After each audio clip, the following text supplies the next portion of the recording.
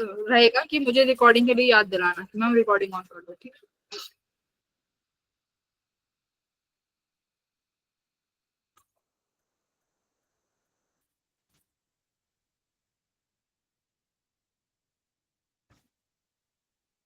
हाँ, मैं तुम्हारे क्वेश्चन पे जा रही हूँ। मैंने क्लास में भी डिस्कस कराया है ये तो कल। देखो ये वाला क्वेश्चन है ना, इस वाले क्वेश्चन में देखो क्या कह रहा है कि आपको बताना है कि ये जो थीटा है इसमें एन और एक्स की वैल्यू क्या होंगी। करेक्ट, एन और एक्स की वैल्यू क्या होंगी। जैसे इधर लिखा हुआ है sine 2 pi N T by lambda, दूसरा लिखा हुआ है cos 2 pi X by lambda.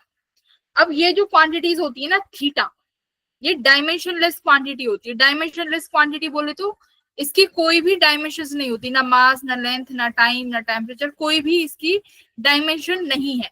तो अब ये देखो, ये पूरी क्वांटिटी जो साइन के ब्रैकेट के अंदर है ये डायमेंशनलेस होनी चाहिए, मतलब कोई भी टर्म आनी नहीं चाहिए। अब देखो 2 पाई तो ऑलरेडी कांस्टेंट है बेटा, करेक्ट। जैसे मैं कॉस वाले में बात करती हूँ, कॉस में देखो 2 पाई तो ऑलरेडी कांस्टेंट है, बट लैम्डा के पास यूनिट होती है कौन सी, लैम्डा क्या है, वेवलेंथ। वेवलेंथ को हम लोग किस में मेजर करते हैं बेटा, लेंथ की यूनिट में, राइट। वेवलेंथ को लेंथ की यूनिट में मेजर करते हो, हमेशा देखा होगा नैनोमीटर, आर्मस्ट्रॉन्ग, इसमें लिखी होती है वेवलेंथ।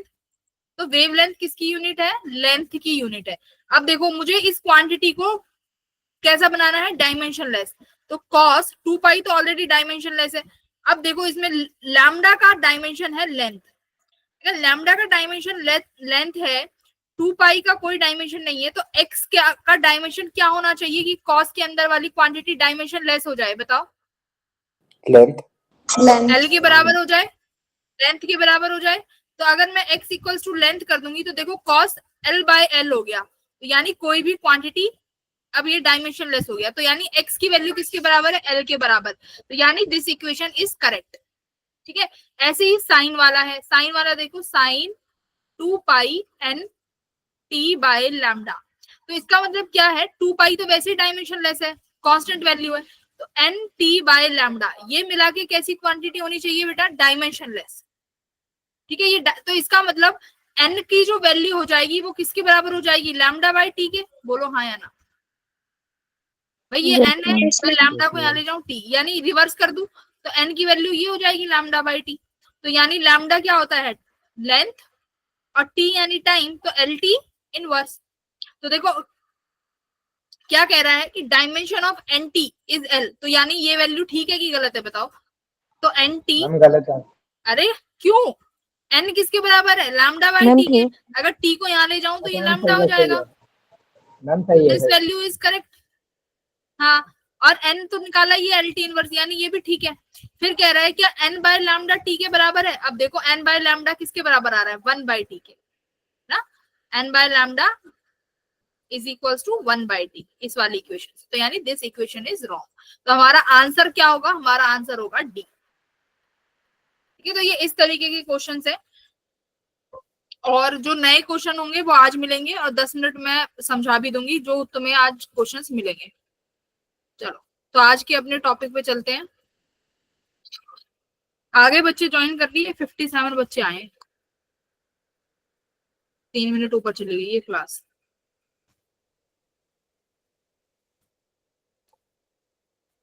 ठीक है, हमने कल क्या पढ़ा था बेटा, अपनी क्लास शुरू करते हैं, डाउट हो गए हैं फ्लक्स के बारे में, राइट।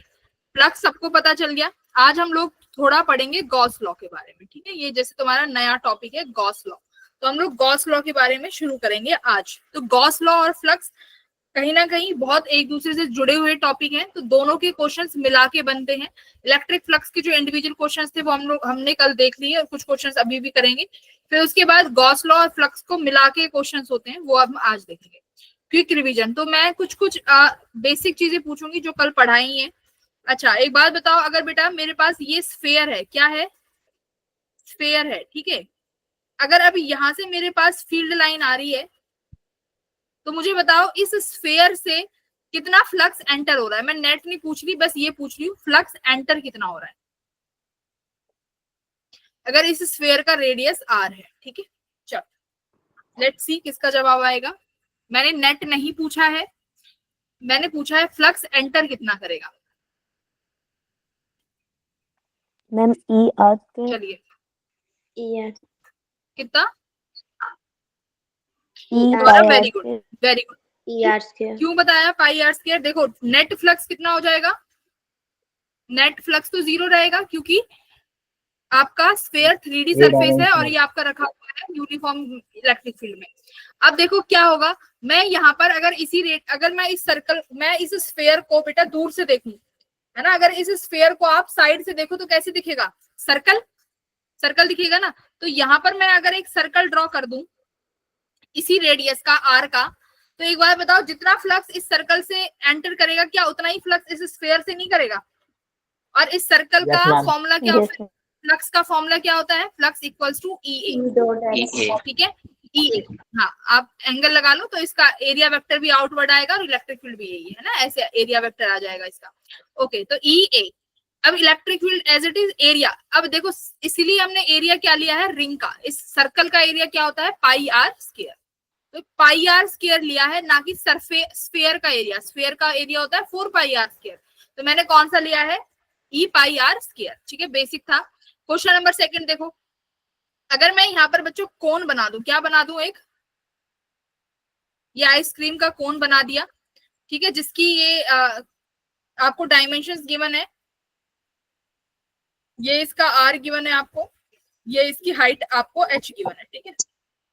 अब बताओ अगर यहाँ से मेरे पास इलेक्ट्रिक फील्ड आ रही है यूनिफॉर्मली, अब मुझे, मेरा सवाल ये है, ये कोन है, तो कोन भी कैसी क्वांटिटी होती है बेटा, 3D डायमेंशन है कोन का, 3D 3D है, करेक्ट। नेट फ्लक्स तो 0 रहेगा, बट सवाल वही है कि फ्लक्स एंटर कितना करेगा, फ्लक्स एंटर बता दो।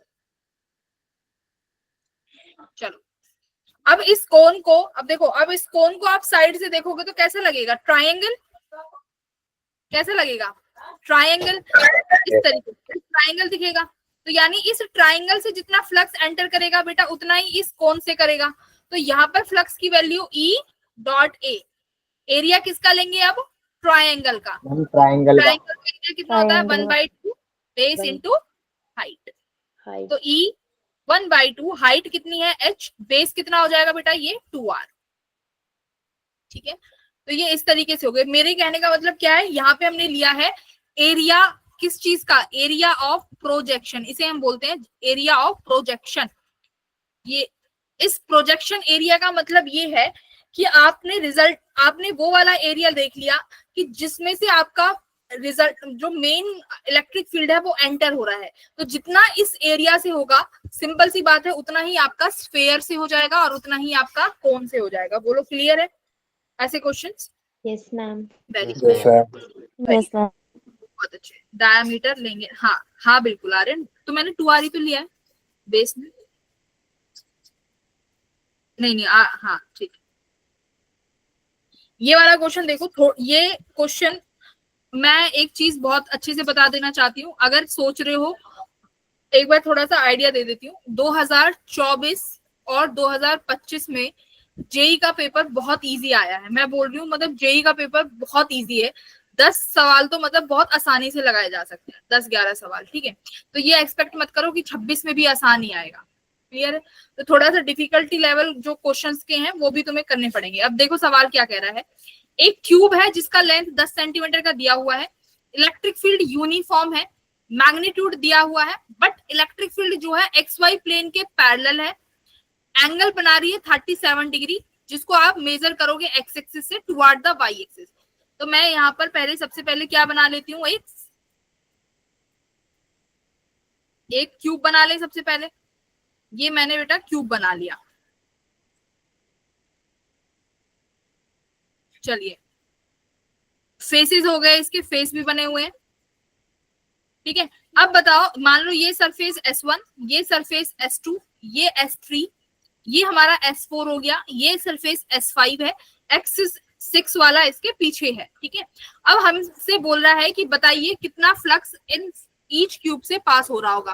तो सबसे पहले डायरेक्शन की बात कर लेते हैं इलेक्ट्रिक फील्ड की। बेटा इलेक्ट्रिक फील्ड की डायरेक्शन कैसी होगी, इलेक्ट्रिक फील्ड की डायरेक्शन, मान लो ये हम ले लेते हैं वाई एक्सिस, ठीक है, और अगर मैं इसको बना दूं यहाँ पर z एक्सिस और x एक्सिस कहां पर हो जाएगी, मैम x x2 एक्सिस, की ठीक है, तरफ। ये हो गई हमारी, हाँ ये मैंने एक्सिस बना, ये मैंने कोऑर्डिनेट्स बना दिए, एक्स वाई जेड कोऑर्डिनेट हो गए। अब इलेक्ट्रिक फील्ड की डायरेक्शन देखो क्या कह रहा है, एक्स वाई एक्सिस के पैरेलल है ना, ये एक्स एक्सिस ये वाई एक्सिस इसके पैरेलल है, बट एंगल बना रहा है एक्स एक्सिस से कितना 37 डिग्री। तो क्या मैं इसको ऐसे बना दूं इलेक्ट्रिक फील्ड बेटा, ऐसे एक्स वाई प्लेन के पैरेलल, और ये इलेक्ट्रिक फील्ड है, और एक्स एक्सिस से कितना एंगल बना रहा है 37 डिग्री। बोलो इतना सबको क्लियर है, एक्स वाई प्लेन के पैरेलल बनाया है और 37 डिग्री एंगल बना रहा है, ठीक है।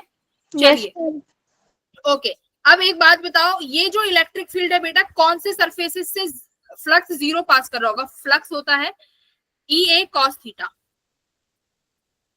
ई ए कॉस थीटा। अब देखो जो टॉप और बॉटम वाले सरफेसेस हैं, जो टॉप एंड बॉटम वाले सरफेसेस हैं S4 और S2, S4 और S2, इनकी वजह से इलेक्ट्रिक जो फ्लक्स है वो कितना हो जाएगा, फ्लक्स जीरो। क्यों, क्योंकि एरिया वेक्टर और इलेक्ट्रिक फील्ड के बीच में बनने वाला एंगल कितना हो जाएगा, इसका एरिया वेक्टर ऐसे होगा, और एक्स वाई प्लेन के पैरेलल है, एक्स वाई प्लेन के पैरेलल यानी जेड एक्सिस के परपेंडिकुलर हो गया, बोलो हाँ या ना, है ना। तो यानी यहाँ पर आपका फ्लक्स कितना हो गया, जीरो फ्रॉम सरफेस 4 और सरफेस 2।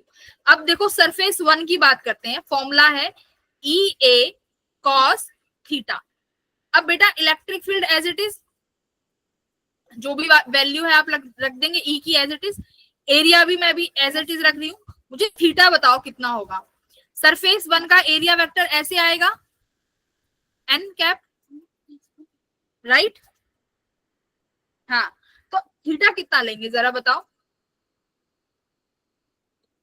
हाँ थीटा कितना हो जाएगा, देखो एक्स ये डायरेक्शन ऐसे है ना, परपेंडिकुलरली बाहर आ रही है एक्स डायरेक्शन में।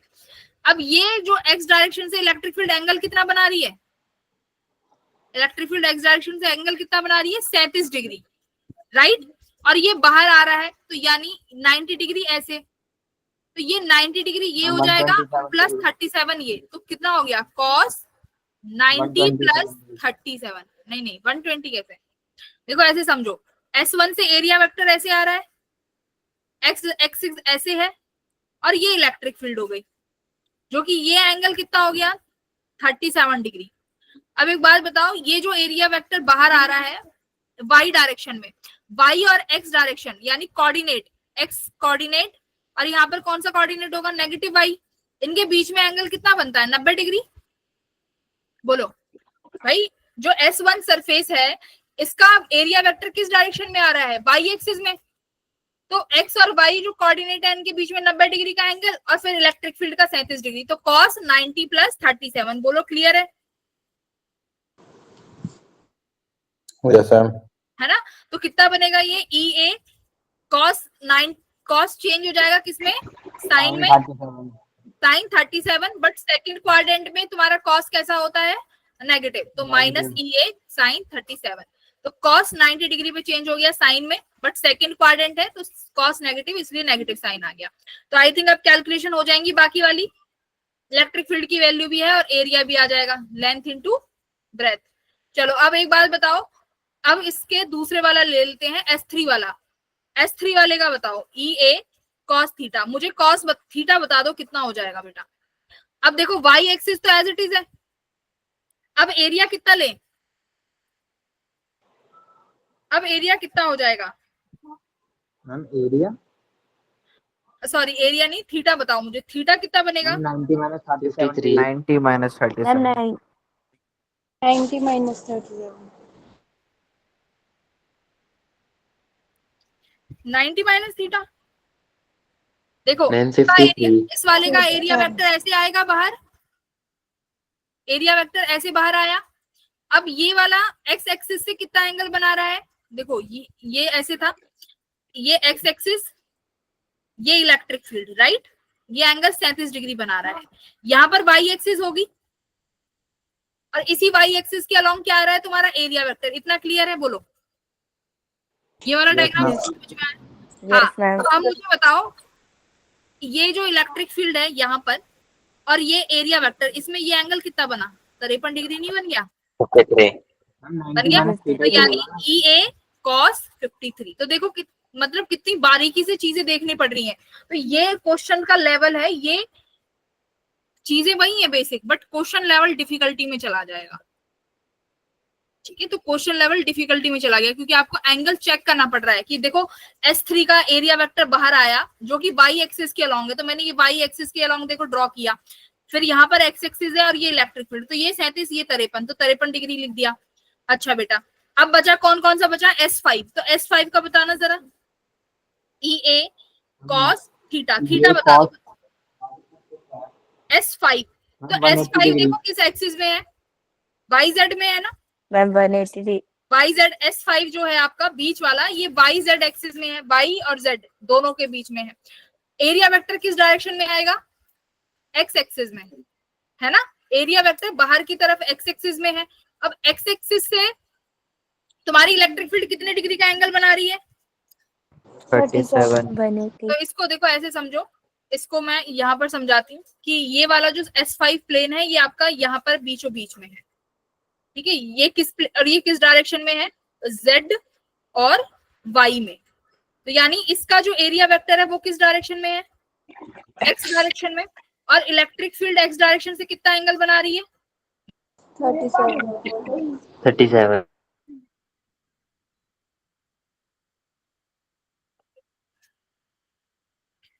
है ना। एक सेकंड, S5 हमारा YZ प्लेन में है। हाँ ठीक है, YZ प्लेन में बनाया। तो YZ प्लेन का एरिया वेक्टर कहां पर आएगा? बाहर की तरफ X एक्सिस में। X एक्सिस में वो 53 डिग्री का एंगल बना रही होगी। तो एरिया वेक्टर जो यहाँ से बाहर आ रहा होगा, देखो ये एरिया वेक्टर बाहर की तरफ आ रहा होगा परपेंडिकुलरली आउटवर्ड्स। तो एरिया वेक्टर से ये इलेक्ट्रिक फील्ड यहाँ पर कितना एंगल बनाएगी? ये एरिया वेक्टर बाहर की तरफ है, जैसे ये मान लो ये पेन जो है बाहर की तरफ आ रहा है और ये इलेक्ट्रिक फील्ड है। तो ये वाला जो एंगल बनेगा, ये वाला जो एंगल बनेगा ये कितना बनेगा? 53 डिग्री। कितने का बनेगा? 53 डिग्री। तो E5 कितना हो जाएगा?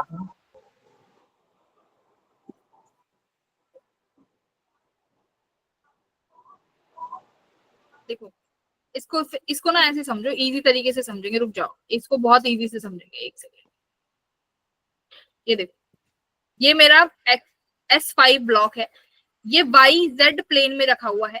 वाई जेड प्लेन में रखा हुआ है तो इसका जो नॉर्मल वेक्टर होगा बेटा वो एक्स डायरेक्शन में होगा, और एक्स डायरेक्शन भी इसी में ही है, और यही तुम्हारा नॉर्मल वेक्टर है, राइट।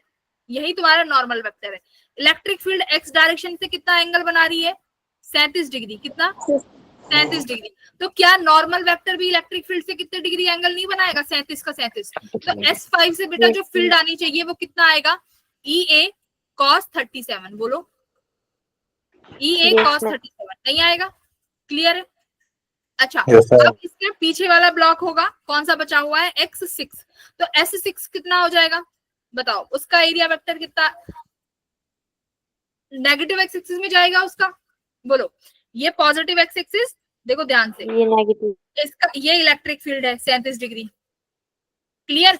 अब ये वाला जो एरिया वेक्टर होगा उसका नेगेटिव एक्स एक्सिस में जा रहा होगा, तो बेटा ये वाला एंगल कितना बन जाएगा? 180 minus 37 180 माइनस 37 डिग्री। तो इस तरीके से आपको वेक्टर, ये वाला क्वेश्चन एक बार खुद से भी करके देखना, बाकी मैंने बहुत अच्छे से क्लियर कर दिया है डायरेक्शंस कि कैसे आई है S5, S6 और S3 और S1। तो इस तरीके से हमें एंगल्स लेने आने चाहिए। जरूरी नहीं है आपको हर बार पैरेलली इलेक्ट्रिक फील्ड मिल जाए किसी भी पर्टिकुलर डायरेक्शन के। अगर एंगल्स में आएगी तो हमें एंगल्स लेने आने चाहिए। थीटा ले लेंगे हम लोग। तो बस हमें क्या देखना है? हमें देखना है कि हमारा नॉर्मल वेक्टर कहाँ है और इलेक्ट्रिक फील्ड कहाँ है। जैसे मैंने ये जो डायग्राम बनाए है ना, ये छोटे छोटे, ये इससे तुम्हें ध्यान रखना है। क्लियर? ये वाला है तुम्हारा सरफेस S1 का डायग्राम, और ये वाला है तुम्हारा सरफेस 3 का डायग्राम। ये वाला ये वाला डायग्राम है तुम्हारा सरफेस 5 का, और ये डायग्राम है सरफेस 6 का। ठीक है, तो हर किसी का थीटा इंडिविजुअली लेना सीख लिया है। Screen is not visible. अपना डेटा चेक करो एक बारी। अभी एक क्वेश्चन में किसको प्रॉब्लम है वो स्क्रीन अपना हैंड रेज करो, अदरवाइज मैं मूव कर रही हूँ आगे। जल्दी बोलो। आर्यन, गौरव, आदर्श, लक्ष्य, स्नेहा, पलक, आदित्य, आकर्ष, आदर्श, बोलो जल्दी बोलो, मैं फिर आगे मूव करूं। भाई क्या हो गया? हमें विजिबल है। सबको आ गया है ना? तो एक बार इस सवाल को खुद से घर पे बैठ के करना, ये देखना मत, है ना, देखना मत, खुद से थीटा निकालना कि एक्चुअली में इतने क्लियर निकल रहे हैं कि नहीं निकल रहे। ठीक है, चलो next move on to the new topic. आज का जो हमारा टॉपिक है गॉस लॉ। अब बेटा गॉस लॉ ने क्या बोला कि आप अभी तक फ्लक्स निकालते आ रहे थे phi equals to E dot D A कर करके, राइट, या फिर ई ए कॉस थीटा करके, और इंटीग्रेशन भी करेंगे अगर नॉन यूनिफॉर्म इलेक्ट्रिक फील्ड होगी। गॉस ने क्या बोला, मैं एक बहुत इजी तरीका बताता हूँ फ्लक्स निकालने का, बट वो एप्लीकेबल तभी है जब आप 3D सरफेसेस की बात करोगे। यानी गॉस लॉ सिर्फ और सिर्फ वैलिड है 3D सरफेस के लिए। 3D सरफेस को इनक्लोज्ड सरफेस भी बोल देते हैं। ठीक है, अब एक बात सुनो, 3D सरफेस के लिए वैलिड है, बस इन्होंने बोला, बहुत इजी तरीका बताऊंगा, इन्होंने क्या बोला देखो, कि किसी भी सरफेस से कितना फ्लक्स लिंक कर रहा है, आप एक काम करो, उस सरफेस के अंदर कितना चार्ज है, मान लो ये सरफेस है, इस सरफेस के अंदर कितना चार्ज है वो फाइंड आउट कर लो, तो आपकी जो फ्लक्स नेट आएगी, देखो नेट बताएगा ये, तो जो भी नेट फ्लक्स आएगी वो किसके बराबर हो जाएगी, charge enclosed by epsilon not. यानी उस सरफेस के अंदर कितना चार्ज है आप वो पता कर लो और उसको बाय एप्सिलॉन नॉट से डिवाइड कर दो, क्या आ जाएगा आपका, फ्लक्स आ जाएगा। इसका कहीं पर कोई डेरिवेशन नहीं है, ये लॉ है। ठीक है, तो लॉज का कोई भी डेरिवेशन नहीं होता है, ये लॉ है, ये रहेगा। ठीक है, तो ये इन्होंने बोला ऐसे कि फाई नेट जो है Q enclosed by epsilon not. अब देखो बेटा जरा मुझे इससे बताओ क्या होगा, इसके अनुसार फ्लक्स का वैल्यू क्या होना चाहिए, Q1 प्लस Q2। क्या मैं Q3 को इंक्लूड करूंगी, नो नहीं मैम। करेंगे, बाय एप्सिलॉन नॉट, क्या लिख देंगे, बाय एप्सिलॉन नॉट। यानी अब देखो यहाँ से Q से निकल रहा होगा ना चार्जेस, बाहर की तरफ निकल रहे होंगे, ऐसे Q2 से भी निकल रहे होंगे, तो इनकी वजह से फ्लक्स तो आएगा, राइट, क्योंकि सिर्फ बाहर निकल रहे हैं, तो नेट फ्लक्स तो आएगा, जीरो तो नहीं होगा, क्योंकि सिर्फ फ्लक्स बाहर जा रहा है, और वो फ्लक्स कितना होगा, इन दोनों चार्जेस का एडिशन बाय एप्सिलॉन नॉट। अब एक चीज और देखो, फ्लक्स का अभी तक आप पढ़ते आए थे phi equals to E dot D A. Okay, अच्छा बेटा अब एक बात बताओ, जो Q1 है उसकी वजह से फ्लक्स का वैल्यू मैं क्या लिखूंगी, Q1 की वजह से फ्लक्स क्या होगा, ई डॉट डी ए, ये Q1 की वजह से है। Q2 की वजह से आप क्या लिखोगे, flux Q2 equals to E dot D A. अब आपने देखो Q1 प्लस Q2 किया है, तो मैं इसको ऐसे लिख दूं, E1 प्लस E2। जो Q3 वाला फ्लक्स है इसको क्या लिखा, E3 डॉट डी ए। अब Q3 बाहर था, इसकी वजह से फ्लक्स जीरो है, तो मैंने यहाँ पे प्लस जीरो लिख दिया।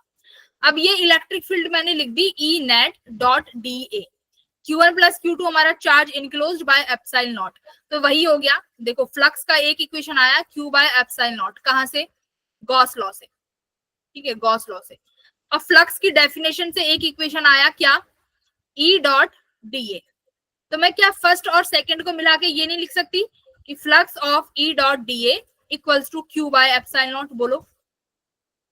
देखो इक्वेशन 1 और इक्वेशन 2, तो दोनों फ्लक्स है, तो क्या Q by epsilon not E dot D ए के बराबर नहीं हो जाएगा, बोलो हाँ या ना।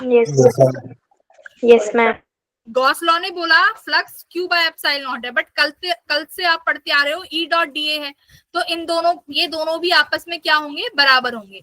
अब एक चीज सुनो, यहाँ पर जो ये इलेक्ट्रिक फील्ड है, अब मैं तुमसे पूछना चाहती हूँ कि बेटा ये बताओ कि जो ये इलेक्ट्रिक फील्ड यहाँ पे लिखा हुआ है, क्या ये सिर्फ Q1 की वजह से है, क्या Q2 की वजह से है, या सिर्फ Q3 की वजह से है।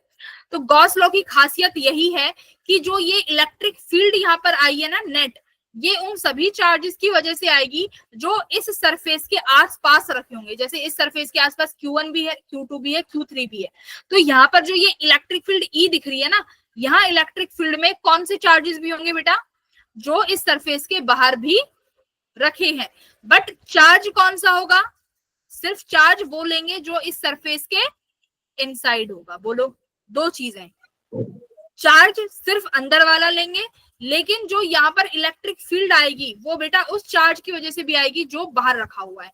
ये इस लॉ ने ही हमें बताया है। तो यहाँ पर देखो मैंने लिख भी दिया है, electric field due to all charges inside and outside, but जो चार्ज है वो सिर्फ और सिर्फ इनसाइड द सरफेस ही आएगा, और वो भी विद साइन। ठीक है, अगर प्लस है तो प्लस साइन लोगे, नेगेटिव चार्ज है तो नेगेटिव चार्ज लोगे। क्लियर है? दोबारा देखो क्या बोला, ये इक्वेशन निकालनी आ गई, E dot D equals to Q by epsilon naught, compare करा है। Yes ma'am. ये इक्वेशन आ गई। अब देखो, अब यहाँ पर Q इनक्लोज्ड क्या है, Q इनक्लोज्ड बेटा वो चार्ज है जो सरफेस के अंदर है, जैसे सिर्फ Q1 और Q2, Q3 नहीं आया। लेकिन जो इलेक्ट्रिक फील्ड या इस फॉर्मूले में जो यहाँ पर इलेक्ट्रिक फील्ड लिख रही है, अगर मान लो मैं डायरेक्ट लिखवा देती, ये इलेक्ट्रिक फील्ड E है। अब ये इलेक्ट्रिक फील्ड E जो है किस चार्ज की है, कौन से चार्ज हैं, इलेक्ट्रिक फील्ड किसकी वजह से बनती है, चार्ज की वजह से।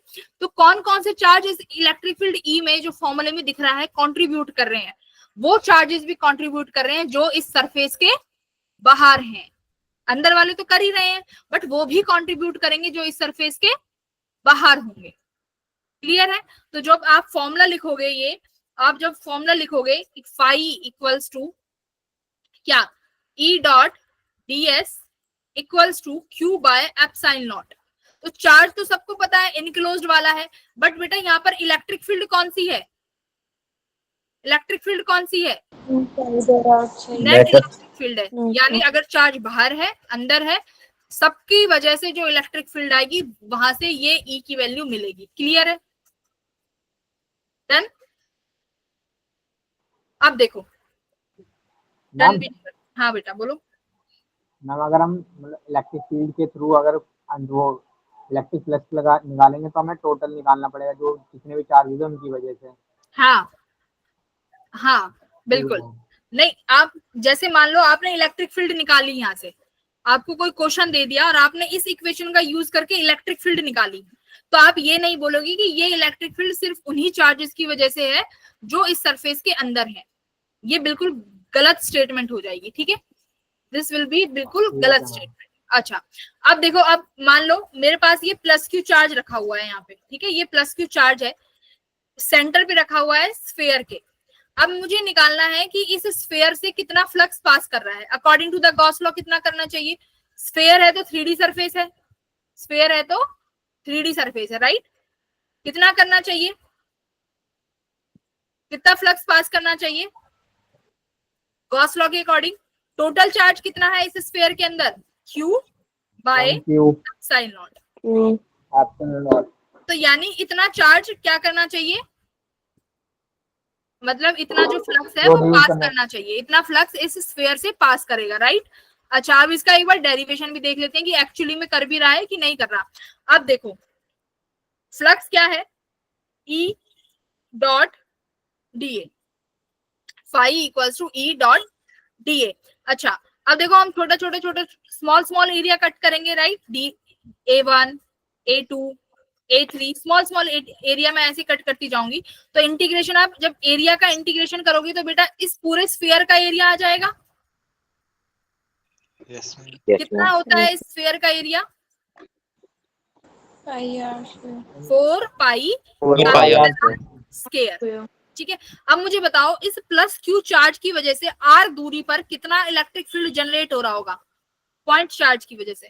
फॉर्मूला बोलो जल्दी, KQ by R square। KQ by R square, KQ by R square 4 pi R square. ठीक है, R दूरी पे ही तो निकाल रहे हैं। ओके, R स्क्वायर से R कैंसिल हो गया, K की वैल्यू लिखो क्या होता है, 1 by 4 pi epsilon naught, charge ऊपर बचा हुआ है, इनटू 4 पाई। अब देखो 4 पाई से 4 पाई कैंसिल हो गया, कितना फ्लक्स आया, Q बाई एप्सिलॉन आ गया ना। यही किसने बोला था, गॉस लॉ ने बोला है, गॉस लॉ से भी यही आया है। अगर मैंने अब इंटीग्रेशन करके निकाला है E डॉट डी ए से, इलेक्ट्रिक फील्ड बाहर, एरिया का इंटीग्रेशन करते रहे तो पूरा इंटीग्रेशन से सरफेस एरिया आ गया, तो Q बाय एप्सिलॉन नॉट। तो ये प्रूफ था, ये लिटिल बिट प्रूफ है जो हम लोग अपनी संतुष्टि के लिए आप लोगों को समझा देते हैं, but this is not the valid और real proof of Gauss law, because this is law, वो लॉ है और वो रहेगा। ठीक है, तो फ्लक्स समझ में आया क्या होता है, गॉस लॉ समझ में आया क्या होगा, Q by epsilon not. Yes, ma'am.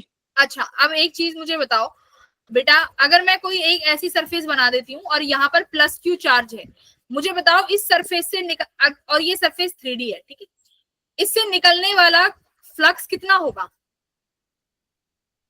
Bye epsilon not. Plus Q by epsilon not. अच्छा, अब बताओ अगर अब मैंने यहाँ पर एक स्फेयर बना दिया, क्या बना दिया, स्फेयर, और यहाँ पर एक प्लस Q चार्ज बैठा दिया, इससे निकलने वाला फ्लक्स कितना होगा, Q by Q by epsilon naught. अगर मैं बेटा यहाँ पर एक क्यूब बना दूं और क्यूब के अंदर क्या रख दूं, बीचों बीच एक चार्ज रख दूं, इससे निकलने वाला फ्लक्स कितना होगा, क्यूब भी 3D सरफेस है, Q by epsilon not. Cylinder के अंदर चार्ज रख दूं तो कितना फ्लक्स निकलेगा, Q बाय एप्सिलॉन। इसका मतलब इसका मतलब अगर किसी भी चार्ज की वजह से मतलब किसी भी क्लोज्ड सरफेस में अगर कोई चार्ज रखा हुआ है तो वो किस सरफेस में रखा हुआ है ये मायने नहीं रखता। समझे, देखो कितनी अच्छी खासियत है इस लॉ की, कि आपको सिर्फ चार्ज से मतलब है कि कितना मैग्नीट्यूड का चार्ज है और सरफेस 3D होना चाहिए, और बाकी किस शेप का है, किस डायमेंशंस का है, हमें कोई फर्क नहीं पड़ेगा, बस हमें चार्ज कैलकुलेट करना है, Q बाई एप्सिलॉन नॉट। क्या करना है, Q बाय एप्सिलॉन नॉट। एक चीज याद रखनी है, इनक्लोज्ड सरफेसेस के लिए ही लगता है, ठीक है। अब चलो देखते हैं कितना तुम्हें समझ में आया, क्वेश्चन पे पहुंच जाते हैं। ओके, अभी थोड़ा सा और कर लेते हैं। अब देखो ये क्या कह रहा है, गॉसियन सरफेस जो है, अब हम बात करते हैं गॉसियन सरफेस की। अगर बेटा एक बात बताओ, मेरे को प्लस Q चार्ज दे दिया, ठीक है, अब मुझे ये प्लस Q चार्ज इनक्लोज करना है, क्या करना है, पॉइंट चार्ज इनक्लोज करना है, कि मतलब इससे जो निकलने वाली इलेक्ट्रिक फील्ड लाइंस हैं वो बाहर ना जाएं एक स्पेस से। तो मैं क्या बनाऊंगी, एक स्फेयर बना दूं, क्या मैं खुद से एक स्फेयर ड्रॉ कर दूं। बेटा अब जो मैंने ये स्फेयर ड्रॉ किया है ये कैसा सरफेस है, गॉसियन सरफेस। कैसा सरफेस है, गॉसियन सरफेस। इसका मतलब क्या है, ऐसी सरफेसेस हम खुद से डिजाइन करेंगे कि हमें इजी हो जाए फ्लक्स निकालना। जैसे अभी इस प्लस Q चार्ज की वजह से मैं तुमसे बोलूं बेटा R दूरी पर मुझे बताओ कितना फ्लक्स पास कर रहा होगा उस स्पेस से, तो आप R रेडियस का क्या बना दोगे, एक स्फेयर ड्रॉ कर दोगे। और गॉसियन लॉ, क्या गॉस लॉ यहाँ पर वैलिड हो जाएगा, स्फेयर के केस में हो जाएगा बिल्कुल। आप कह दोगे कि मैडम यहाँ से जो प्लस Q चार्ज से R दूरी पर जो है उस स्पेस से कितना फ्लक्स पास हो रहा है, Q बाय एप्सिलॉन नॉट हो रहा है। क्यों आपने गॉसियन सरफेस क्यों बनाया, क्योंकि गॉस लॉ को एप्लीकेबल कराना है, करेक्ट। अच्छा, अगर अब मैं वहीं पर आपको एक लीनियर चार्ज दे दूं, ये एक लाइन चार्ज दे दूं जिस पर प्लस Q चार्ज है, यूनिफॉर्मली डिस्ट्रीब्यूटेड। हाँ बेटा, यस मैम किसी भी 3D सरफेस को बना सकते हैं हम गॉसियन सरफेस। मैं पूछ रहा हूँ अगर किसी भी 3D सरफेस को बना सकते हैं हम गॉसियन सरफेस। हाँ, वही तो मैं सिखा रही हूँ, गॉसियन सरफेस आपको अपने इजीनेस के लिए बनाना है कि मैं एक जैसे किसी भी पर्टिकुलर पॉइंट पे मैं बता पाऊँ कि यहाँ से कितना फ्लक्स पास हो रहा है, ठीक है, वो सरफेस आपको क्लोज करना पड़ेगा। जैसे पॉइंट चार्ज है तो आपको वो क्लोज करना पड़ा तभी गॉस लॉ वैलिड होगा। तो जहां जहां आपको गॉस लॉ वैलिड करना है वहां पर हम गॉसियन सरफेस बनाएंगे। अब जैसे देखो यहाँ पे सुनो, अब मैंने ये प्लस चार्ज बनाया, लीनियर चार्ज, इस पर टोटल चार्ज जो है कैपिटल Q है, ठीक है, मतलब लैम्डा है प्लस चार्ज डेंसिटी। अब एक बात बताओ, अगर अब इसको इनक्लोज करना है तो बेटा कैसे इनक्लोज करोगे, कौन सा गॉसियन सरफेस बनाओगे, सिलेंडर बना दिया। अब बेटा मैंने सिलेंडर बना दिया तो मैंने ये चार्ज क्या कर दिया, इनक्लोज कर दिया। तो यहाँ पर गॉसियन सरफेस क्या हो गया, सिलेंडर, गॉसियन सरफेस हो गया सिलेंडर। तो क्या अब आप यहाँ पर गॉस लॉ लगा सकते हो। अब मैं आपसे बोलूं कि इस लाइन चार्ज की वजह से सिलेंडर से कितना इलेक्ट्रिक फील्ड पास हो रहा है, मान लो, सुनो, इस सिलेंडर की आपने लेंथ रखी कितनी, L, ठीक है। अब मेरा सवाल है, मुझे बताओ अगर इस सिलेंडर की रेडियस R है, लेंथ L है, ये गॉसियन सरफेस आपने बनाया है, यहाँ से कितना फ्लक्स पास हो रहा है। आप लिखोगे मैम फ्लक्स का फॉर्मूला आपने बताया है charge enclosed by epsilon not. अब आप मुझे बताओ चार्ज इनक्लोज्ड कितना हुआ? अगर lambda charge lambda density into L. आपने अभी पढ़ा था ना, क्यू किसके बराबर होता है? लैम्डा क्या होता है? Q by L. ठीक है, अब मुझे चार्ज इनक्लोज्ड निकालना है, क्यू इनक्लोज्ड। बेटा इसका लैम्डा कितना है? लैम्डा, और इसकी मैंने लेंथ भी कितनी दी है आपको? एल। तो लैम्डा एल, तो यहाँ पर क्या हो जाएगा? Lambda L by epsilon. बोलो एप्सिलॉन नॉट। क्लियर? तो यानी लेंथ की जो मतलब कि अब ये चार्ज इनक्लोज डिपेंड कर रहा है आपने गॉसियन सरफेस कितनी लेंथ का बनाया है। बोलो हाँ या ना? मतलब ये गॉसियन सरफेस की इस पे आ गया ना कितना अब आप बोलोगे कि मैम आपने जो लास्ट क्वेश्चन में कहा था कि ये तो डायमेंशन पे डिपेंड नहीं करता। आप तो कह रहे हो कि अब आप लेंथ अगर बड़ी छोटी करोगे तो गॉसियन सरफेस चेंज हो जाएगा। नहीं, एक्चुअली में चेंज क्या होगा? Enclosed charge. उस गॉसियन सरफेस के अंदर चार्ज कितना इनक्लोज्ड हो रहा है। ठीक है, ये चार्ज इनक्लोज्ड चेंज हो जाएगा। इतना क्लियर है? कि अभी ये मत सोचना कि गॉसियन सरफेस क्यों बना रहे हैं, मैं इसलिए सिखा रही हूँ, जब फ्यूचर में काम आएगा तो वहां पर पता लगेगा इसकी एक्चुअल वैल्यू। क्लियर है बेटा? ये गॉसियन सरफेस कि हम लोग पॉइंट चार्ज स्फीयर बना देंगे, लीनियर चार्ज के लिए क्या बना देंगे? सिलेंडर। क्लियर? क्यू इनक्लोज निकाल लेंगे, जैसे इसकी चार्ज डेंसिटी लैम्डा थी तो चार्ज कैसा हो जाएगा? लैम्डा इंटू लेंथ, तो चार्ज आ गया। ओके, अब बेटा ये वाला सवाल देखो, क्या कह रहा है कि इलेक्ट्रिक चार्ज को सेंटर पे रख दिया, क्यू चार्ज को। अब electric flux on one face, तो एक फेस से कितना फ्लक्स पास हो रहा होगा आपको ये बताना है। अच्छा, फ्लक्स पासेस थ्रू, अरे सुनो तो, इस क्यूब की वजह से क्या हो रहा है? Flux pass through the cube कितना हो रहा है? क्यूब की वजह से कितना हो रहा है? Ma'am option D, Q by epsilon not. Q by epsilon not. ये किसकी वजह से हो रहा है? पूरे क्यूब की वजह से। पूछा किसकी वजह से गया है? फेस, फेस की वजह से। तो एक क्यूब बेटा कितने फेस से मिलके बना है? 6 फेसेस।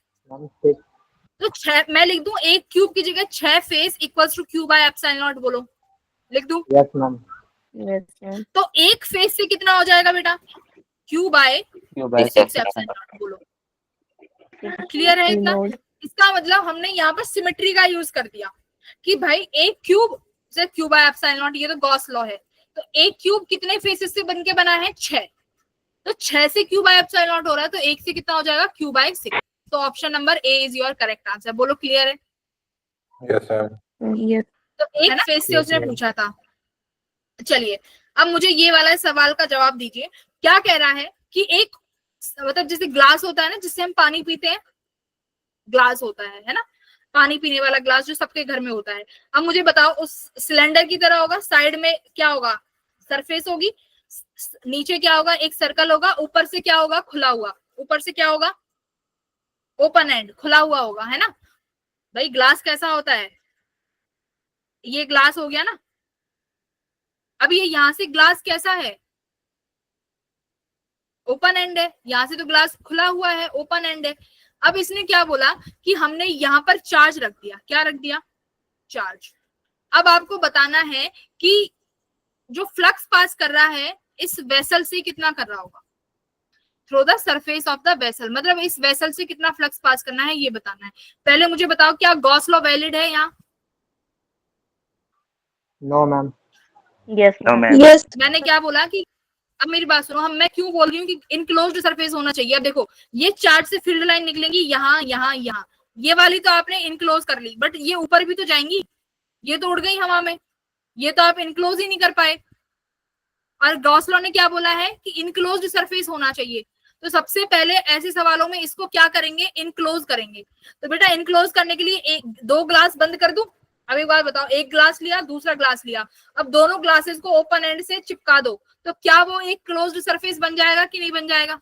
अब मैं इसके ऊपर एक ग्लास रख दूं, बताओ ऐसे। Yes. अब ये वाली जो फील्ड लाइन है ये भी क्या हो जाएंगी? क्लोज हो जाएंगी कि नहीं हो जाएंगी? यस भाई मैम। 2 ग्लासेस ले लो ना। अब तो मेरे पास यहाँ ग्लास भी नहीं है।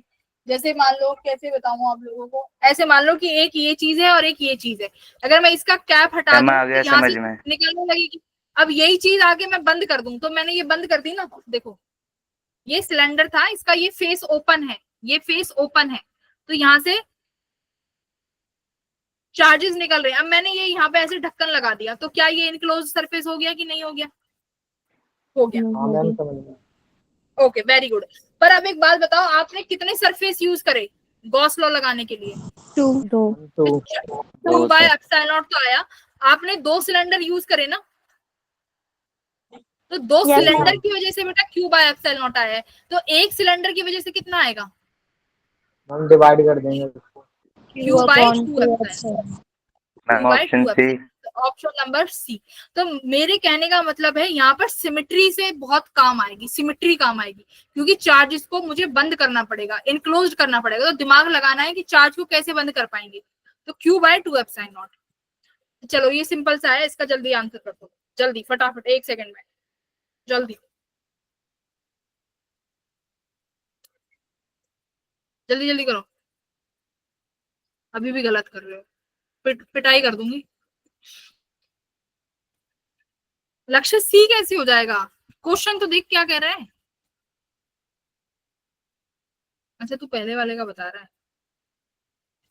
हाँ बिल्कुल, साहिल प्रिंस, वेरी गुड। अच्छा सॉरी लक्ष्य, तूने पहले का बताया था, आई एम सॉरी। ओके ठीक है, बहुत बच्चों के सही आंसर आ गए। तो 2 चार्जेस हैं, तो 2Q बाय एप्सिलॉन नॉट, ये बेसिक था। ठीक है, चलो अब इस पे आओ। ये अब देखो क्या कह रहा है, find the flux passing through a cube and flux link with a one surface if the charge Q is placed at one face. अब की बार चार्ज को कहाँ रख रहे हैं?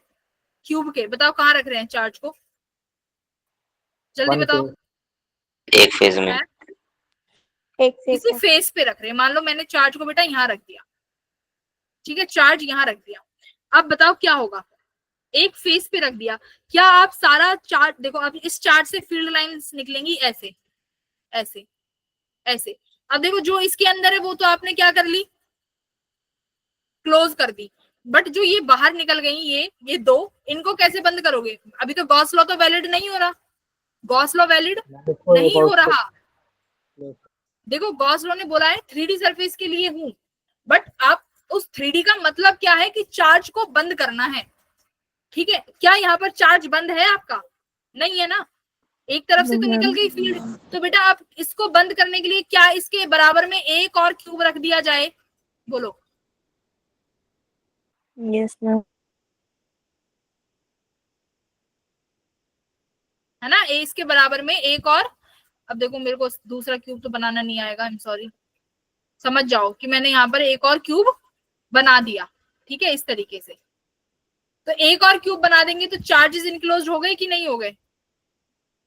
हो गए। तो 2 क्यूब, अब सुनो, 2 क्यूब की वजह से कितना फ्लक्स आया? Q by epsilon.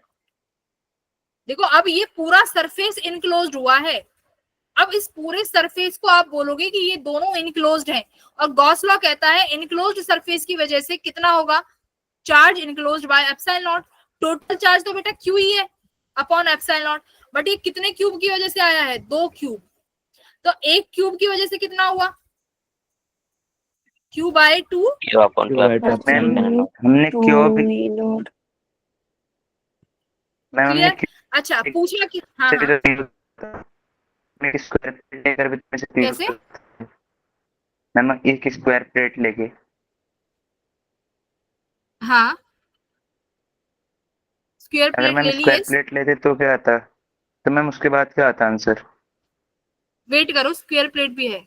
ठीक है, जो भी है अभी वेट करो, स्क्वायर प्लेट वाला सवाल भी है, थोड़ा तसल्ली रखो।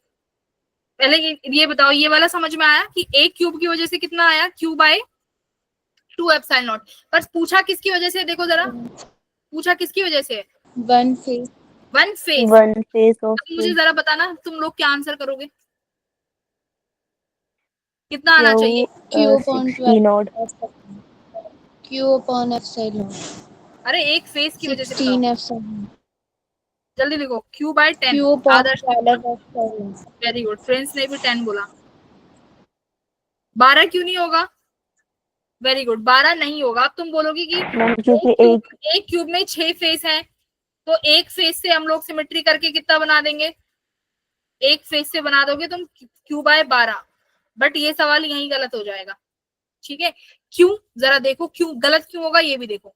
तुम्हारे पास ये क्यूब था, इस क्यूब में तुमने चार्ज रखा हुआ है बेटा यहाँ पे, ठीक है। अब एक बात बताओ, जो फील्ड लाइंस निकलेंगी इस चार्ज से, इस फील्ड लाइन निकल रही है देखो, और बाकी सरफेस से तो वो परपेंडिकुलरली कट कर रही है, बट इससे ये कैसे पास करेंगी, जहां पर ये चार्ज खुद रखा हुआ है।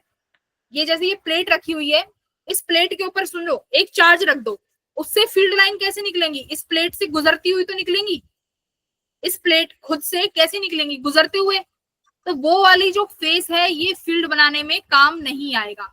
सिमिलरली जो दूसरा क्यूब लगाया था उसके बराबर में जो ये क्यूब फेस होगा, उससे भी फील्ड लाइंस ऐसे स्लाइड करते हुए निकलेंगी। यानी एक क्यूब में सिर्फ 5 सरफेस ऐसे हैं जो फ्लक्स बना रहे होंगे। तो ये Q बाय 2 एप्सिलॉन नॉट, तो एक सरफेस कितना हो जाएगा, Q बाय 10 एप्सिलॉन नॉट, ठीक है। तो ये इफेक्टिव की भी बात है, समझ में आया?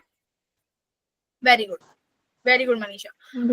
समझ, क्योंकि जहां पर वो चार्ज खुद रखा हुआ है वहां पर वो सरफेस, जैसे ये तुम्हारी किताब है, इसके ऊपर चार्ज रख दो तो ऐसे बहते हुए चला जाएगा वो चार्ज। जैसे कॉपी पे जैसे ऑयल डालो, ऑयल ड्रॉप डालते हैं, तो वो ऑयल ड्रॉप क्या उस कॉपी को परपेंडिकुलरली करता है? नहीं करेगा ना, वो ऐसे बह के चला जाएगा ना। ऑयल ड्रॉप पेपर के ऊपर अगर ऑयल डालो तो वो स्लाइड करके हुए चला जाएगा। तो जब भी मैंने स्लाइड करके हुए जाएगा तो फ्लक्स में कॉन्ट्रीब्यूशन नहीं करेगा। Very good. चलो अब यहाँ पे देखो, अब कहाँ पे रख दिया बेटा, फ्लक्स के कहाँ पे रख दिया, अब क्यूब के कॉर्नर पे रख दिया। कहाँ रख दिया, वर्टेक्स पे। वर्टेक्स कहाँ है, इधर, ठीक है। मान लो यहाँ पर मैंने एक चार्ज रख दिया क्यू, बेटा कॉर्नर पे चार्ज रख दिया। अब बताओ अब क्या करें, अब इस चार्ज को इनक्लोज करना पड़ेगा। क्या करना पड़ेगा, इनक्लोज। तो बेटा चार्ज इनक्लोज करने के लिए एक तो एक कहाँ बनाओगे, एक क्यूब तो इसके बराबर में बनाओगे, बोलो। Yes, ma'am. ऐसे एक क्यूब बराबर में बनाया, बन गया, 2 क्यूब हो गए। बेटा अब यही 2 क्यूब पीछे बनाओगे कि नहीं, ऐसे ईंटों की तरह देखो, 2 ईंट Yes, ma'am. तो बराबर में हो गई, 2 ब्रिक आपने पीछे लगाई। जैसे ये एक ब्रिक, ये एक ब्रिक, ये क्यूब हो गया। आप 2 ब्रिक पीछे लगाओगे, 4 ब्रिक ऐसे हो गई। अब इनके ऊपर भी लगा दोगे ना 4, एक एक और ऊपर लगा दोगे। मैम 7 क्यूब आएंगे ना? एक तो ऑलरेडी है ना, एक ऑलरेडी भी तो है। मैम टोटल उसे लेके कितने तो हुए? 8 हो जाएंगे। हाँ मैम उसे लेके तो 8 हो जाएंगे। हाँ, तो फिर देखो 4 आपने ऐसे ऊपर रख दिए, करेक्ट, 4 ऐसे आपने ऊपर रख दिए। तो टोटल कितने, अब इसको इनक्लोज करने के लिए देखो, ऊपर का मतलब है मैं यहाँ पर बनाती हूँ, एक यहाँ पर रखा, ठीक है। और जैसे यहाँ पे बने हुए हैं देखो, यहाँ पे एक क्यूब तो ये रहा, दूसरा क्यूब ये रहा, 2 इनके पीछे लगाए, ये पीछे लगाया, 3rd और 4th ये पीछे लगा दिए, करेक्ट। अब इनके 4 ऊपर खड़े कर दिए, 4th, 5th, 6th, 7th, और एक ये खुद था। तो कितने हो गए, अच्छा एक ये रह गया ना, ये यहाँ पे 2 नहीं लिखा, 1 2 3 4 5 6 7 और ये 8। तो टोटल कितने क्यूब लगाने की जरूरत पड़ी, 8 क्यूब। कितने बेटा, 8. 8 क्यूब। 8 क्यूब बनाए तब ये पूरा सरफेस इनक्लोज हुआ। तो गॉस लॉ ने क्या बोला है, चार्ज को बंद करो। तो चार्ज को बंद करने के लिए 8 क्यूब लगाने पड़ गए। तो कितना आया flux, Q by epsilon naught. तो एक क्यूब की वजह से क्यू कितना बाय आएगा, 8 एप्सिलॉन नॉट। वेरी गुड, एक क्यूब की वजह से आया 2 बाय 8 एप्सिलॉन नॉट। अच्छा बेटा अब ये एक क्यूब की वजह से आया है, जरा एक सरफेस की वजह से भी बता दो। एक सरफेस, ध्यान से बताना, एक सरफेस, जरा देखो यहाँ पे एक सरफेस से क्या होगा, मैं बताती हूँ, जरा देखो। ये जो चार्ज यहाँ रखा हुआ है, इससे मिलते जुलते कितने, ये एक चार्ज कितने उस पे फेसेस को कट कर रहा होगा, एक तो ये वाला फेस, एक ये वाला और एक ये वाला।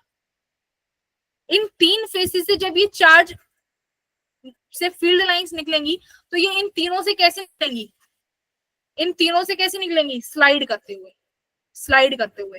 तो यानी एक सरफेस, एक क्यूब से कितने इफेक्टिव सरफेसेस हो गई, 3।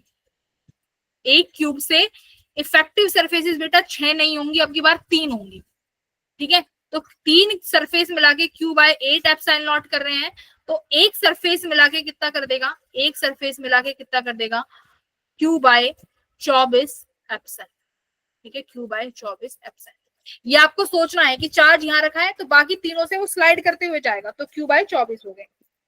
ठीक है, ये रहा प्लेट वाला। किसने पूछा था प्लेट वाला सवाल? हैंड रेज करो जरा, जल्दी करो। ठीक है, अब देखो बेटा ये सवाल क्या कह रहा है, ये तुम्हारी जैसे कॉपी का पेज है, उसके कॉर्नर पे चार्ज रख दिया, ए दूरी पे कॉर्नर पे चार्ज रख दिया। दिख रहा है किसी को? देखो ये तुम्हारी कॉपी है, ये इसके यहाँ कॉर्नर पे ऐसे दूरी पे चार्ज रख दिया। ठीक है, ऐसे ए दूरी पे चार्ज रख दिया। अब आपको फ्लक्स बताना है कि इस प्लेट से कितना फ्लक्स पास कर रहा है। तो अभी आपको करना क्या है, इस चार्ज को इनक्लोज करना है। क्या करना है, सोचो कैसे इनक्लोज करोगे, सोचो। सिर्फ और सिर्फ नॉर्मल तुम्हारी थिंकिंग है। ठीक है, अब यहाँ पर फिजिक्स खत्म, अब तुम्हें खुद सोचना है कि मैं इस चार्ज को बंद कैसे करूंगा, बताओ।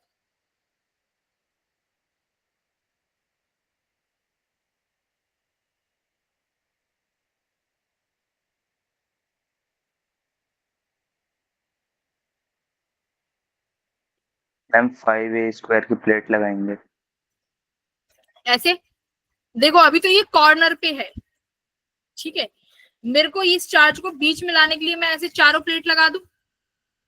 चार्ज बीच में आ गया, यस मैम। तो चार्ज बीच में आ गया, तो अब मैं इसको क्लोज करने के लिए क्या कर दूं, 6 प्लेट लगा दूं क्यूब की तरह, ऐसे। Yes, sir. तो बीच में आ गया ना चार्ज, देखो। अरे यस एक था, चार प्लेट लगा के बीच में आ गया, ये प्लेट लगा के ये बीचों बीच आ गया चार्ज। अब बताओ, अब मुझे फाइनल आंसर बताओ, इस प्लेट से कितना निकलेगा। देखो पूरी चीजें स्क्रीन पर है, मुझे फाइनल आंसर चाहिए, फाइनल आंसर दे दो। 24 प्लेट, 24 प्लेटें लगा दी। देखो ये एक प्लेट का ये डिस्टेंस ए था, ये डिस्टेंस ए था। तुमने ये ए प्लेट होगी, ये ए प्लेट होगी, यानी ये 2a प्लेट, ये जो है तुम्हारी ये जो सर 2a डिस्टेंस की एक प्लेट बन गई। Q/23 क्यूब एप्सिलॉन की नॉट। एक प्लेट हो गई 2a, तो क्यूब की 6 प्लेट बना दोगे तो क्यूब तो एक ही है। 1 क्यूब से कितना फ्लक्स आया, Q/एप्सिलॉन। एक सरफेस से कितना आ जाएगा, एक सरफेस से कितना आएगा, Q/6 एप्सिलॉन। अब जरा देखो ये एक सरफेस और कितनी प्लेटों से मिलके बना है, 4 प्लेट से। तो एक सरफेस में कितनी प्लेट है, 4 प्लेट। 4 प्लेट से कितना हो रहा है, Q/6 एप्सिलॉन। देखो एज इट इज लिख दिया इसको, 6/एप्सिलॉन, 4 प्लेट। मुझे कितनी प्लेट से पूछ रहा है, एक प्लेट से, तो एक प्लेट से कितना करेगा, Q/24 24 एप्सिलॉन नॉट। ठीक है, तो ये सिर्फ और सिर्फ क्या है, सिमेट्री है। ये तुम्हारा 2025 का PYQ है। ठीक है, ये 2025 में आया है। और 25 में पता है क्या पूछ दिया, उन्होंने बोल दिया इतना बता दो बस। उन्होंने ये पोर्शन क्या कर दिया, देखो ये पोर्शन कर दिया उन्होंने ऐसे कलर्ड। ठीक है, ऐसे कलर्ड कर दिया। अब तुमसे पूछा है कि जो ये कलर्ड पोर्शन है, और उन्होंने थोड़ा डिटेलिंग कर दिया कि ये जो कवर्ड पोर्शन है इसकी वजह से बताओ। बेटा बताओ, अब जो कवर्ड पोर्शन है इसकी वजह से बताओ। कवर्ड पोर्शन कितनी प्लेटें कवर्ड है, एक प्लेट से Q/24 एप्सिलॉन नॉट है ना, तो आधी वाली प्लेट से कितना हो रहा होगा, Q/22 नहीं, Q/12 Q/7 अभी देखो एप्सिलॉन 3 नॉट। है ना, तो प्लेट भी कितनी है, प्लेट पहले तो 2 प्लेटों का निकाल लो, तो 2 प्लेट्स का कितना हो जाएगा, Q/8 एप्सिलॉन नॉट। अरे 2 प्लेट का 8 कैसे हो जाएगा, Q एक by प्लेट का 48 दो प्लेट का मैम, Q/12 मैम 2 प्लेट का Q/12 एप्सिलॉन नॉट। हाँ, Q/12 एप्सिलॉन नॉट है ना, तो ये 2 प्लेट का आ गया। अब बची कौन सी वाली प्लेट, ये आधी वाली, इससे कितना हो रहा होगा, मैम मैं तो ऐड टोटल कर 3 दोगे। का बताना था ना। Q/48 3 प्लेट नहीं, जो तुम्हारी ये है, ये जो ये वाले रेड वाले पोर्शन वाली है ना, इन प्लेट्स का बताना है कि इन प्लेट से कितना फ्लक्स। ओके ये मैम। वाला क्वेश्चन आया था, तो आपको बस ऐसी ऐसी सिमेट्री करती चले जानी है। ठीक है, मेरे कहने का सवाल मतलब ये है कि आप ऐसी ऐसी सिमेट्री करते चले जाओगे। 2 प्लेट का आ गया, 3 प्लेट का पूछे तो 3, अगर मान लो ये पूरी कवर्ड कर देता तो 3 प्लेट का 3 से मल्टीप्लाई कर देते। ठीक है, इस तरीके से। तो ये अभी एक का ही है। अब ये 2023 का PYQ है, चलो इसको सॉल्व कर दो जल्दी। आंसर बता दो मुझे फटाफट से।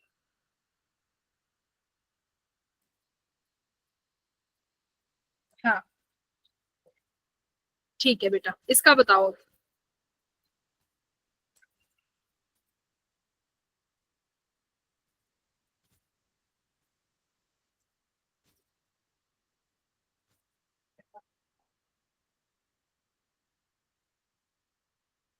चौबीस और 25 का इजी पेपर था, 2023 का फिर भी बहुत ट्रिकी था फिजिक्स का पेपर, क्योंकि 23 का पेपर अच्छा था।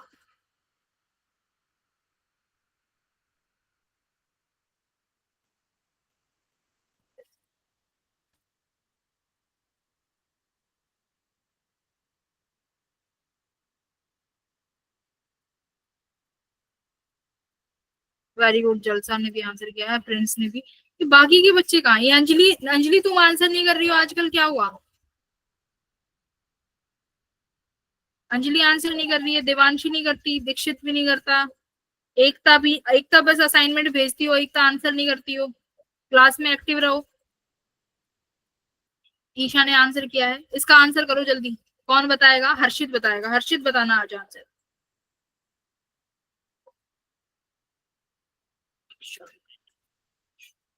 पायल नहीं आई आज, पलक आई है।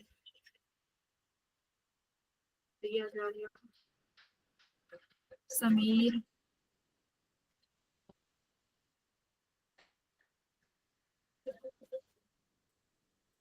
आया किसी का आंसर? आ गया answer, B B B B B B B. Very good, B answer, बहुत अच्छे।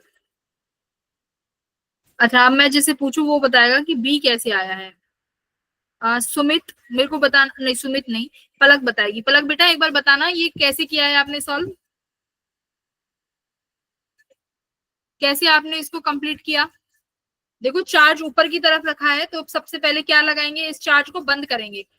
तो चार्ज को बंद करने के लिए एक क्यूब ऊपर रख देंगे, जैसे मैंने इस वाले पे रखा था, तो इसको बंद करने के लिए यहाँ पर एक क्यूब रखा था, राइट। अगर आप चार्ज यहाँ है तो एक क्यूब कहाँ रखेंगे, ऊपर की तरफ, राइट। एक क्यूब ऊपर की तरफ रखा। हाँ, तो फिर तो ये दो क्यूब हो गए ना, दो दो क्यूब की वजह से कितना फ्लक्स आया, क्यू बाय एप्सिलॉन नॉट। फिर एक क्यूब की वजह से कितना आना चाहिए था, क्यू बाय 2 एप्सिलॉन नॉट। फिर एक सरफेस की वजह से तो क्यू बाय 12 नहीं आना चाहिए था। कैसे किया फिर आप लोगों ने? मैम वो कीबोर्ड हो जाएगा फिर। हाँ देखो, ये 2L है, ये 2L है और ये L है। जब आप सेम क्यूब ऊपर रखोगे तो ये चीज तो सेम ही रहेंगी, ब्रेथ और लेंथ तो सेम रहेंगी, बट हाइट जब L करोगे तो वो क्यूबॉइड का कितना बन जाएगा, 2L।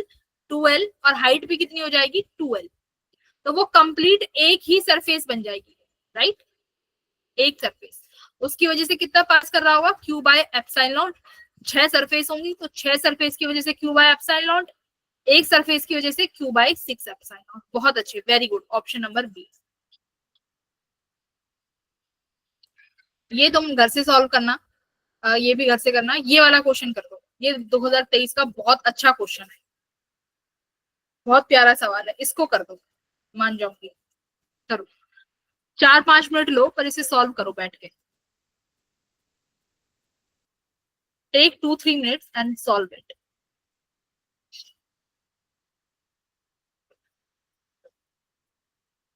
फिर हम लोग यूनिट एंड डायमेंशंस पे चलेंगे, वहां पर कुछ छोटी छोटी चीजें मैं पढ़ाऊंगी और फिर वही चीजें का क्वेश्चन मिल जाएगा होमवर्क के लिए।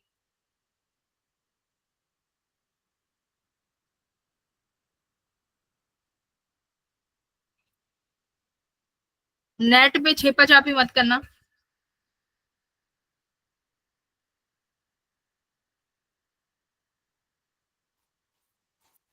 अच्छा एक क्वेश्चन, पोटेंशियल वाला टॉपिक ज्यादा इजी था कि ये फ्लक्स वाला? नहीं, फ्लक्स वाला। फ्लक्स। हाँ, जहाँ इंटीग्रेशन नहीं होता वो तो मैम अच्छा ही लगेगा।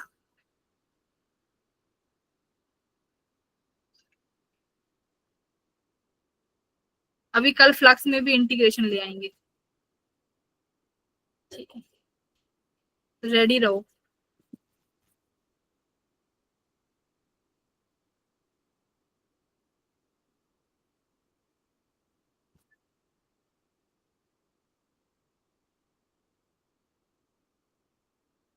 आंसर निकालो इसका। नहीं मैम, आंसर निकालो। चलो अगर आज आंसर निकाल दिया तो नहीं लेके आऊंगी इंटीग्रेशन, पक्का। चलो मैं करूं, चलो साथ में करते हैं, ठीक है। तुम लोगों को बोलना पड़ेगा जो जो मैं पूछती जाऊं अनम्यूट करके, मुझे लगना चाहिए तुम क्लास में हो। जरा एक बार इलेक्ट्रिक फील्ड देखो, 2x² i cap minus 4y j cap plus 6k cap. अच्छा, मैंने कल बताया था जब हम लोगों ने इलेक्ट्रिक फील्ड निकाली थी, सिर्फ और सिर्फ E इक्वल्स टू, जिसमें हमारा था सिर्फ और सिर्फ x की डायरेक्शन में थी इलेक्ट्रिक फील्ड, है ना। तो वहां पर सिर्फ और सिर्फ कितने सरफेसेस की वजह से फील्ड आई थी बेटा? 2 की वजह से आई थी ना, यस मैम। आई में। हाँ, क्योंकि बाकियों की वजह से तो परपेंडिकुलर हो जाएगा। ऐसे ही इस वाले में देखो, j कैप, जो एरिया वेक्टर k डायरेक्शन में होगा, जो एरिया वेक्टर i डायरेक्शन में होगा, उनकी वजह से तो यहाँ पर फील्ड 0 हो जाएगी। तो इसका मतलब हर सरफेस, जैसे अब मान लो मुझे इलेक्ट्रिक फील्ड लेनी है 2x² i कैप, इसकी वजह से, ठीक है, इलेक्ट्रिक फील्ड निकाल रहे, वो फ्लक्स निकाल रहे हैं इस वाले इलेक्ट्रिक फील्ड की वजह से 2x² i कैप। सरफेस देखो, ये सरफेसेस हैं आपके। अब मुझे बताओ कि कौन सा एरिया वेक्टर लेना पड़ेगा जो इसकी वजह से फ्लक्स बनाएगा। तुम्हें नहीं, 6 नहीं आ रहा, सुनो मेरी बात। इलेक्ट्रिक फील्ड ली 2x² i कैप, यानी एरिया वेक्टर की डायरेक्शन क्या होनी चाहिए बेटा? इसके अलोंग होनी चाहिए, यानी एरिया वेक्टर भी किस डायरेक्शन में होना चाहिए? i कैप में, है ना। Okay, area vector i cap में कब होगा? जब कौन सा प्लेन होगा? कौन से प्लेन में तुम्हारा? YZ। तो चलो इसको ऐसे कर लो और इजी कर देते हैं। XYZ पेयर बना दो, XY प्लेन, देखो यहाँ पे XY प्लेन और XZ प्लेन, और कौन सा पेयर बनेगा बेटा? XY, XZ और YZ, राइट? YZ। यही 3 पेयर बनेंगे, 3 प्लेन हो गए आपके पास, ठीक है। चलिए अब जरा बात करते हैं XY प्लेन का एरिया वेक्टर बताओ कहाँ होगा? एरिया वेक्टर की डायरेक्शन जल्दी बताओ। XY प्लेन परपेंडिकुलर होगा, यानी कहाँ पर होगा? K कैप में। कहाँ होगा? K cap. यानी कौन सी इलेक्ट्रिक फील्ड इसका फ्लक्स बनाएगी? इस प्लेन का फ्लक्स कौन सी इलेक्ट्रिक फील्ड बनाएगी जो खुद किस डायरेक्शन में होगी? तो खुद Z डायरेक्शन में होगी, X और Y तो नहीं बनाएंगी। तो प्लेन ले लो, XY plane, XZ plane, YZ plane, क्योंकि सरफेस से लोगे तो बहुत दिक्कत हो जाएगी। 3 प्लेन बनाए, XY प्लेन का एरिया वेक्टर K कैप में, तो मतलब इलेक्ट्रिक फील्ड K कैप में होनी चाहिए। जरा ढूंढो K कैप में कहाँ है? 6K cap. ओहो, ये तो इलेक्ट्रिक फील्ड कैसी है? यूनिफॉर्म। कल ही बताया था ना कि अगर इलेक्ट्रिक फील्ड कांस्टेंट हो 2K cap plus 3J cap, उसकी वजह से क्लोज्ड सरफेस में फ्लक्स क्या हो जाता है? 0। यानी तो XY प्लेन में तो फ्लक्स क्या हो गई? 0, क्योंकि कांस्टेंट है K cap, 6K cap constant है, 0 हो गया। चलो XZ प्लेन में आओ। XZ प्लेन यानी एरिया वेक्टर कहाँ होगा? जल्दी बताओ। Y में, यानी Y यानी J cap, correct? J cap में होगा। अब J कैप में बेटा इलेक्ट्रिक फील्ड कितनी है? -4y। इलेक्ट्रिक फील्ड वेरिएबल है, सुनो, इलेक्ट्रिक फील्ड वेरिएबल है, राइट? तो इलेक्ट्रिक फील्ड देखो, एक तो डायमेंशन, यानी आपके जो क्यूबॉइड है उसका डायमेंशन एक तो 0, 0 है, तीसरा क्या बोला है उसने? 1, 2, 3। ये तुम्हारे XYZ हो गए, राइट? XYZ। तो एक बात बताओ, अगर मैं 0 वाले कोऑर्डिनेट की वजह से बताऊं तो इलेक्ट्रिक फील्ड कितनी हो जाएगी 0 कोऑर्डिनेट के लिए? 0 कोऑर्डिनेट। देखो, फ्लक्स थ्रू 0 कोऑर्डिनेट आप रखोगे जब E.A, तो इलेक्ट्रिक फील्ड 0 हो गई। इलेक्ट्रिक फील्ड 0 तो फ्लक्स भी 0। चलो अब दूसरा कब है तुम्हारा बताओ? दूसरा कहाँ है? ये Y कैप। Y दूसरा कहाँ पे है? 2 में, है ना। दूसरी लेंथ Y की कहाँ पर है? 2 पर। तो इलेक्ट्रिक फील्ड कितना हो जाएगा दूसरे सरफेस 2 के लिए? -4 × 2, तो कितना आ गया? -8 आ गया इलेक्ट्रिक फील्ड। ओके, अब फ्लक्स निकालो इसकी वजह से। फ्लक्स कितना होगा? Flux equals to E.A। तो इलेक्ट्रिक फील्ड -8 आया। एरिया किसका लोगे? कौन से प्लेन का? XZ का। XZ, यही तो तुम्हारा एरिया है। XZ प्लेन का मतलब क्या है? वहां एरिया है, वो रेक्टेंगल जो है XZ में रखा हुआ है। X का बताओ डायमेंशन क्या है बेटा? 1। Z का डायमेंशन बताओ कितना है? 3। तो ये कितना आया -24, ठीक है। 24 तो यहाँ पर -24 आ गया कंप्लीट। वाई जेड प्लेन में चलो, वाई जेड प्लेन का एरिया वेक्टर कहाँ होगा जल्दी बताओ। आई कैप आई कैप, वेरी गुड। आई कैप cap, आपने बोला तो आई कैप ले लेंगे। इलेक्ट्रिक फील्ड कितनी है 2x स्क्वायर, 2x स्क्वायर आई कैप। तो जीरो वाले कोऑर्डिनेट के लिए तो इलेक्ट्रिक फील्ड देखो, एक प्लेन से कितने सरफेस बनेंगे, 3 प्लेन है, एक प्लेन से कितने सरफेस बनेंगे, 2 सरफेस ना बनेंगे, जल्दी बताओ 2 भाई। एक प्लेन से 2 सरफेस होंगे, जब भी तो 6 फेसेस बन पाएंगे क्यूब के, 6 फेस तभी तो बनेंगे। तो एक यहाँ पे देखो, एक तो ये जीरो वाला सरफेस हो गया जिसकी वजह से इलेक्ट्रिक फील्ड 0, दूसरा सरफेस ये हो गया जिसका कोऑर्डिनेट कितना था 2 था, जिसका 24 आया। अब देखो इलेक्ट्रिक फील्ड, अब दूसरा इलेक्ट्रिक फील्ड किसकी वजह से, जो तुम्हारा कहाँ रखा हुआ है ओरिजिन पे 0, उसकी वजह से इलेक्ट्रिक फील्ड 0, तो फ्लक्स भी कितनी हो गई 0। हाँ -12, बहुत अच्छे, बहुत सही आंसर आए। अब इलेक्ट्रिक फील्ड बेटा उस वाले कोऑर्डिनेट के लिए जहां पर कहां पर है Ex की वैल्यू 1 पे है, तो E1 कितना हो जाएगा, 1 कोऑर्डिनेट के लिए इलेक्ट्रिक फील्ड 2 हो गई, 1 की स्क्वायर यानी 2। चलो अब फ्लक्स का फॉर्मूला रखो, phi equals to E dot A, तो इलेक्ट्रिक फील्ड तो 2 हो गई।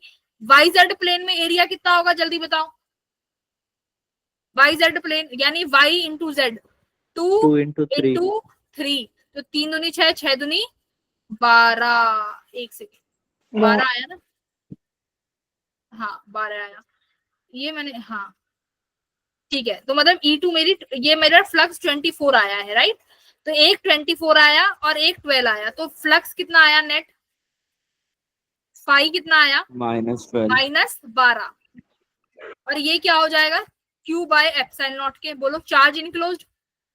अब इन्होंने चार्ज कितना दिया है तुम्हें n एप्सिलॉन नॉट, तो चार्ज की वैल्यू क्या रख दो n epsilon not bye epsilon not, epsilon not से एप्सिलॉन नॉट कट गया तो n की वैल्यू कितनी आ गई 12, ठीक है। तो यहाँ क्या आ गया 12, वेरी गुड। नहीं दीक्षित 12 आएगा, आर्यन का सही आया है, कृतिका का सही है मैम, वाई जेड प्लेन वाला, हाँ आदर्श वाई जेड, देखो Y Z plane, Y Z plane में 2 सरफेस होंगे, ठीक है। एक तो जो होगा 0 0 पे होगा, ठीक है, उसकी वजह से इलेक्ट्रिक फील्ड 0 हो गई।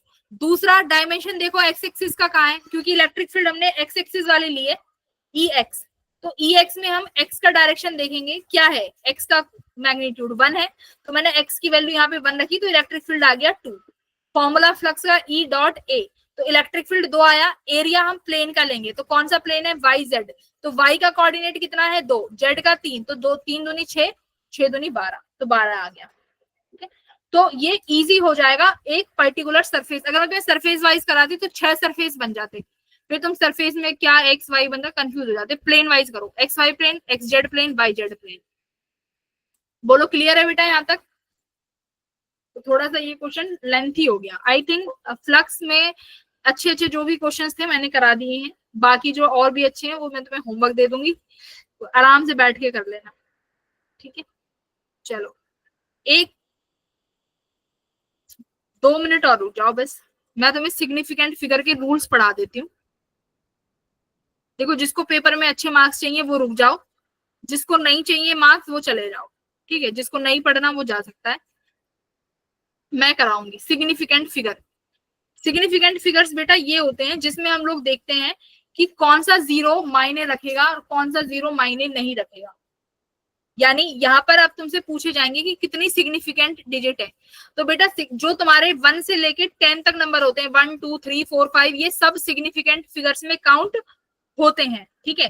तो यहाँ पर 1 2 3 कितने सिग्निफिकेंट फिगर हो गए बेटा जी 3, 3, ठीक है। अब देखो जितने भी नॉन जीरो हैं वो सब ऑल आर सिग्निफिकेंट, ठीक है, ये सब सिग्निफिकेंट है। दिक्कत आती है जीरो में कि जीरो सिग्निफिकेंट लेना है कि नहीं लेना।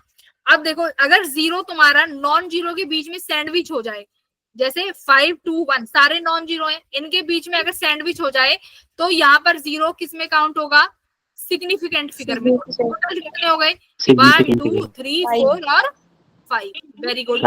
अच्छा अब देखो अगर जीरो आगे लगा दे तो घर में भी बोलते हैं ना कि 500 रुपए है, तो आगे तो कितनी लगाई जाओ कोई भी वैल्यू नहीं होती, तो आगे आप कितनी जीरो लगाई जाओ कोई वैल्यू नहीं होगी।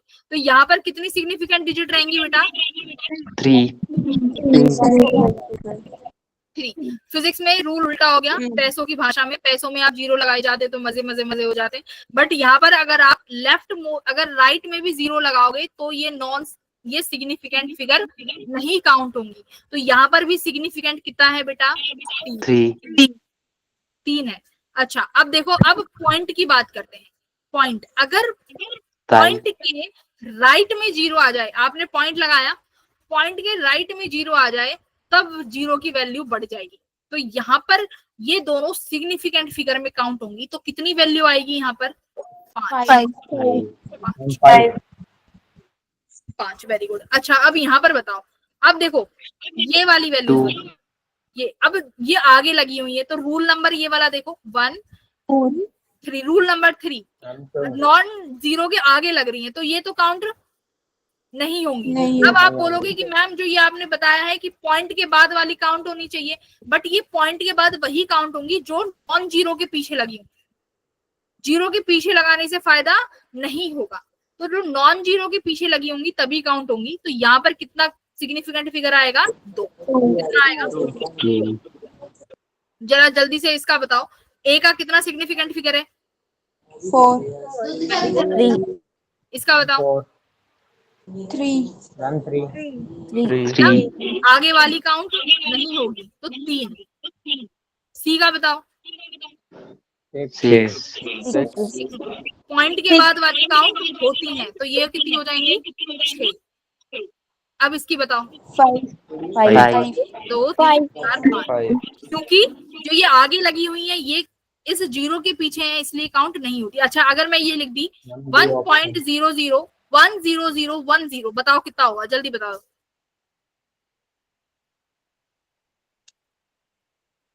हाँ 8 3 4 5 6 7, पीछे वाली काउंट होती है, बिल्कुल होती है, तो ये कितना हो जाएगा? 8। ठीक है। अच्छा अगर अब इस 1 के आगे 2 0 और लगा दूं तो आप बताओ अभी भी कितनी रहेंगी? 8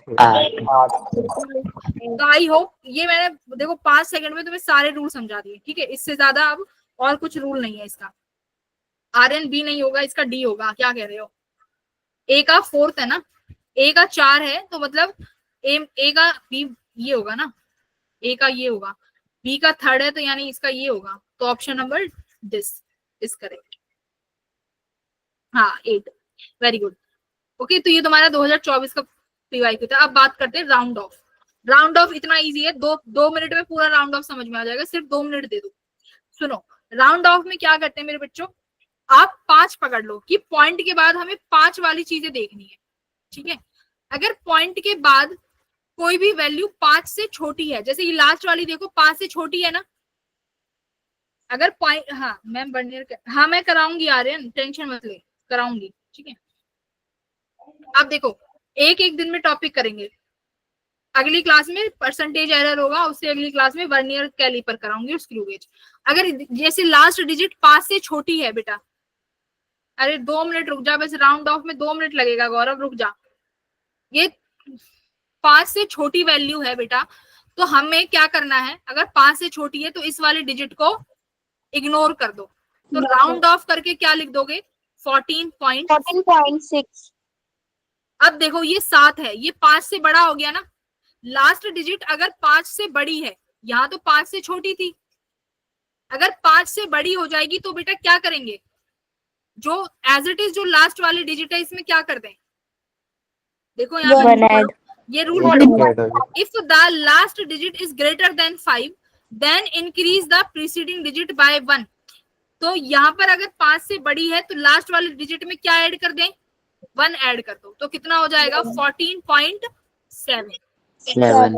तो ये था अगर 5 से छोटा है और 5 से बड़ा है। अगर 5 से छोटी वैल्यू है तो आप उस वैल्यू को ड्रॉप कर दो, 5 से बड़ी वैल्यू है तो लास्ट वाली वैल्यू में 1 बढ़ा दो। अच्छा अगर 5 ही आ जाए तो क्या करें? अगर 5 ही आ जाए तो क्या करें? अब आ गया इक्वल्स टू 5। अब इक्वल्स टू 5 में 2 केस बनते हैं बेटा, एक ऑड का केस बनेगा और एक इवन का। ठीक है, अगर इवन नंबर है तो आप क्या करेंगे? 5 को छोड़ देंगे, तो 14.6 एज इट इज आ जाएगा।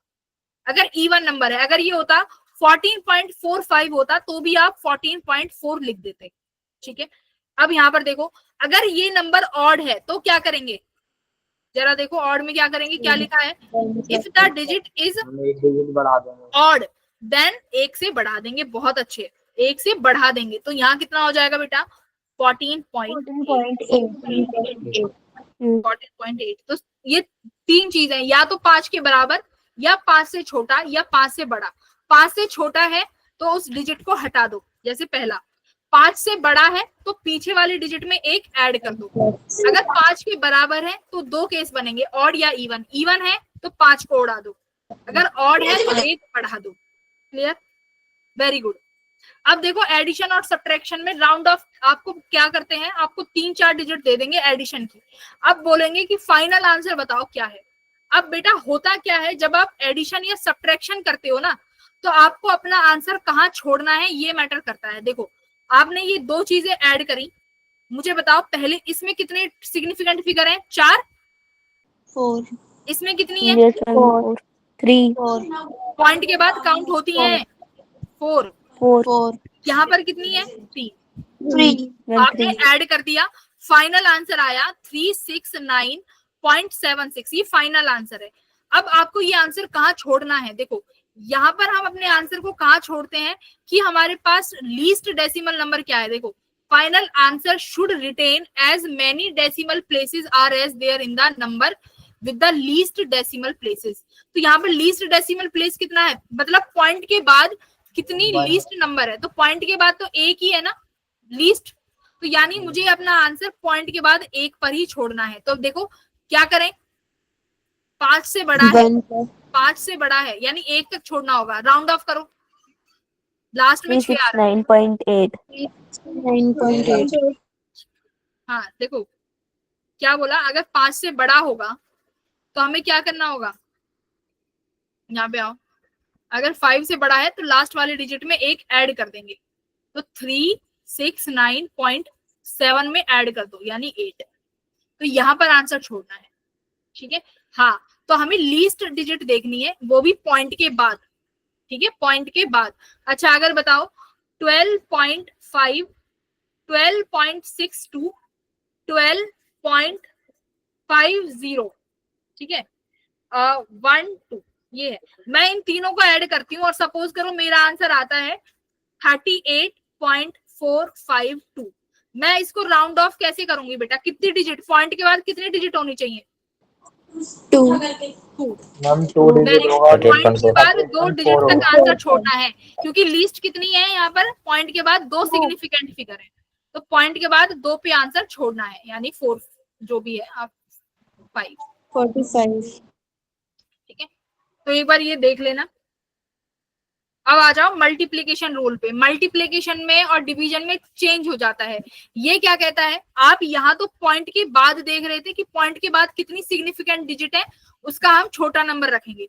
यहाँ पर टोटल देखना है, यहाँ पर टोटल देखना है। जैसे कि देखो 7.55 को मल्टीप्लाई कर रही हूँ 0.34 से, इसमें कितनी सिग्निफिकेंट फिगर है, 3, इसमें कितनी है, 2। तो अब जो फाइनल आंसर रखोगे वो कहां पर रखोगे, फाइनल आंसर। अब टोटल देखो, देखो पॉइंट के बाद तो टोटल है, पॉइंट के बाद तो दोनों में 2-2 है। यहाँ पर हम आंसर टोटल सिग्निफिकेंट फिगर्स में देखेंगे। यहाँ पर पॉइंट के बाद देखा था एडिशन और सब्ट्रैक्शन में, एडिशन और सब्ट्रैक्शन में पॉइंट्स के बाद सिग्निफिकेंट फिगर देखी थी। यहाँ पर टोटल देखेंगे, तो टोटल में कितना नंबर है बेटा, 2। तो यानी फाइनल आंसर में तुम्हारे कितनी सिग्निफिकेंट फिगर होना चाहिए, 2 ही होना चाहिए, ठीक है। तो राउंड ऑफ करके देखो, आपने 2.6 तक लेके आए हो, बोलो हो गया, समझ में आ गई कि कहां पर आंसर छोड़ना है। तो दैट्स इट फॉर टुडे। मैं तुम्हें इसके भी क्वेश्चन भेज दूंगी, अब तुम्हें क्वेश्चन करने में दिक्कत नहीं आएगी, वरना पता नहीं कहाँ का पढ़ते। ठीक है बेटा, चलो very good. Good evening, bye everyone. मैं तुम लोगों को अभी अभी डीपीपी शेयर करूंगी, फ्लक्स की भी, और इसके 5-6 क्वेश्चन, और अगली क्लास में परसेंटेज एरर होगा जो कि सबसे इम्पोर्टेंट है। शायद वो क्लास थर्सडे को होगी। तो see you everyone in the next class, bye bye. Good night, ma'am. Ma'am, good night ma'am.